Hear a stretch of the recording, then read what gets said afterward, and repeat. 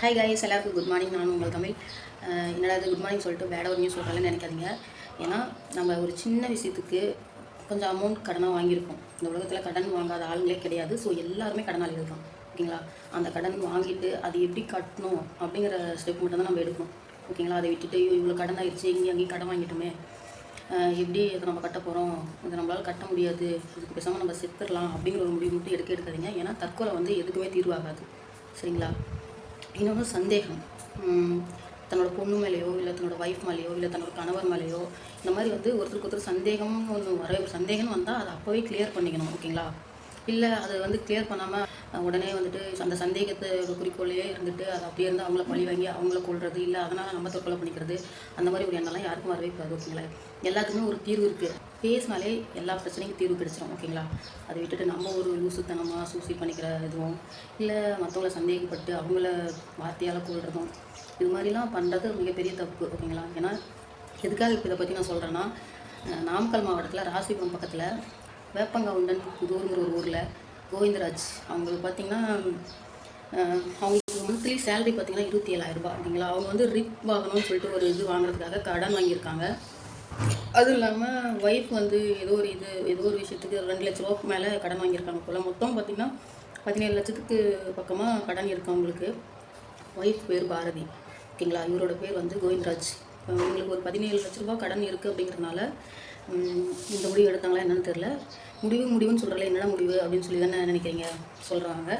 கடந்த திங்கட்கிழமை பார்த்திங்கன்னா நைட்டு வந்து எல்லோரும் சாப்பிட்டுட்டு எப்பவும் போல் ஒய்ஃபும் அவங்களுக்கு வந்து கோவிந்தராஜுக்கு மொத்தம் 4 பசங்க இருக்காங்க, 3 பொண்ணுங்க ஒரு பையன், ஓகேங்களா? 4 பேர் இருக்காங்க. திங்கட்கிழமை பார்த்திங்கன்னா எப்பவும் போல் எல்லோரும் சாப்பிட்டு முடிச்சுட்டு ரூமில் வந்து ஒய்ஃபும் பையனும் படுத்து தூங்கியிருக்காங்க. கோவிந்தராஜும் 3 பொண்ணுங்களும் சேர்ந்து ஹாலில் படுத்து தூங்கிட்டு இருக்காங்க. ஒரு 3 மணி, விடிய காலையில் ஒரு 3 மணி அளவில் பார்த்திங்கன்னா கோவிந்தராஜ் எழுந்து ஒய்ஃபும் பையனும் தூங்கிட்டு இருக்கிற ரூமில் வெளியில் வந்து 3 குழந்தைங்களும் பார்த்திங்கன்னா இறந்துட்டாங்க. லாஸ்ட்டாக அந்த கடைசி பொண்ணுக்கு மட்டும்தான் ஊர் மக்கள்லாம் போய் பார்க்குறப்ப கடைசி பொண்ணுக்கு மட்டும்தான் உயிர் இருந்திருக்கு. அதுவும் கொஞ்ச நேரத்துலேயே அந்த உயிரும் போயிடுச்சு.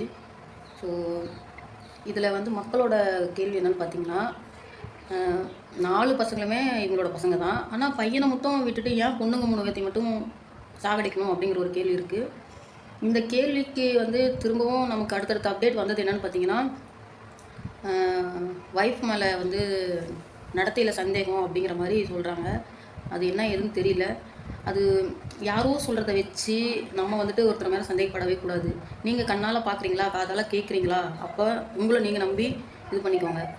மற்றவங்க வந்து உங்கள் ஒய்ஃபை பற்றி உங்ககிட்ட தப்பாக சொல்கிறாங்க அப்படிங்கிறப்போ அப்போ அப்படி தான் இருக்குமா அப்படின்னு சொல்லிலாம் தயவு செஞ்சு சந்தேகப்படாதீங்க. ஏன்னா சந்தேகம்னு ஒன்று குடும்பத்துக்குள்ளே வந்துச்சுன்னா குடும்பமே நாசமாக போயிடும். என்ன ஏதுங்கிறது தெளிவாக கேட்டு விசாரித்து அதுக்கப்புறமேட்டு என்ன ஏதுன்னு டேரெக்டாக அவங்ககிட்டே கேளுங்க. அதை விட்டுட்டு இப்போ நீங்களும் வந்து பிள்ளைங்களை கொண்டுட்டு நீங்களும் தற்கொலை பண்ணிக்கிறதுக்கு இதில் என்னங்க நியாயம்? இப்போ பார்த்திங்கன்னா 3 குழந்தைங்களையும் சரமாரியை விட்டு கொண்டுட்டு கோவிந்தராஜும் வந்து பூச்சிக்கொல்லி மருந்தை குடிச்சிட்டு நுர தள்ளி அவரும் இறந்து கிடந்திருக்காங்க. ஸோ 4 உயிர் போச்சு. இப்போ வந்து இது வந்து இந்த கடனால் தான் உயிர் போச்சா? ஏன்னா அவருக்கு வந்து 27,000 ரூபாய் மாதம் சம்பளம், ஓகேங்களா? நல்ல சம்பளம் தான். அப்படி இருக்கிறப்ப ஏன் இந்த மாதிரி, அதுவும் வீட்டுக்கு வாங்கின கடனும் சேர்ந்துருக்குது போல். அது கடனால் தான் இறந்தாங்களா, இல்லை ஒய்ஃப் மேலே சந்தேகப்பட்டு அந்த குழந்தைங்களையும் கொண்டுட்டு இவரும் இறந்துட்டாரா அப்படிங்கிற நியூஸ் வந்து ஒவ்வொருத்தருக்கும் ஒரு கேள்வியாக தான் இருக்குது. ஸோ எந்த ஒரு விஷயமா இருந்தாலும் எல்லா பிரச்சனைக்கும் ஒரு தீர்வு இருக்கும் கண்டிப்பாக. ஆனால் நீங்கள் நினச்சிக்கிறீங்க தற்கொலை மட்டும்தான் தீர்வு அப்படின்ட்டு. அப்படிலாம் கிடையாது. எல்லா பிரச்சனைக்கும் ஒரு தீர்வு இருக்குது, ஓகேங்களா? லாக் பண்ணிவிட்டு ஹாலில் இருக்க 3 பொண்ணுங்க தூங்கிட்டு இருக்கிறாங்கல்ல, அவங்கள பார்த்தீங்கன்னா அறிவாள் எடுத்து சரமாரியாக 3 பேர்த்தையும் வெட்டியிருக்காங்க. அதில் ஒரே ஒரு குழந்தை மட்டும் துப்பு இருந்துருக்குது. குழந்தைங்க சவுண்டெல்லாம் கேட்டதையும் உடனே ஒய்ஃப் வந்து எந்திரிச்சு கதவை தட்டினதையும் பார்த்தா வெளியில் பூட்டு இருக்குது அப்படின்னு நினச்சி என்ன பண்ணுறதுனே தெரியாமல் பக்கத்தில் இருக்க ஏதோ பீர்வலை ஏதோ குத்து விளக்கு இருக்குது, அந்த குத்து விளக்கு எடுத்துகிட்டு வந்து கதவை பாதி உடச்சி ஓட்டை பண்ணி அந்த வழியாக வந்து மாட்டு சாவி வச்சு அந்த லாக்கை ஓப்பன் பண்ணி வெளியே வந்திருக்காங்க. அக்கம் பக்கத்தில் இருக்க இங்கே போய் இந்த மாதிரி வந்து எல்லோரும் வந்து பார்க்குறாங்க. அதில் பார்த்திங்கன்னா ஒரே ஒரு குழந்தை மட்டும் உயிருக்கு போராடிட்டு துடிச்சிட்டு இருக்கு. மற்ற 2 பேர் இறந்துட்டாங்க. இப்போ அழகான ஒரு ஃபேமிலி வந்து ஏதோ ஒரு மாதிரி மண்ணுக்குள்ளே புதஞ்ச மாதிரி போயிடுச்சு. என்ன சொல்கிறேன்னே தெரியல. அந்த 3 பிள்ளைங்களோட முகத்தையும் பாருங்கள், பார்க்கவே மனசு ரொம்ப கஷ்டமாக இருக்குது. அதுங்களுக்கு என்ன தெரியும்? நீங்கள் கடன் வாங்குறீங்க, நீங்கள் ஏதோ அவங்க ஒய்ஃப் மேலே சந்தேகப்படுறீங்க, எல்லாம் பண்ணுறீங்க. கடைசியில் அந்த 3 பிள்ளைங்க வந்து என்ன பாவம் பண்ணுச்சுன்னு சொல்லுங்களேன். இது நான் என்ன சொல்கிறதே தெரியல.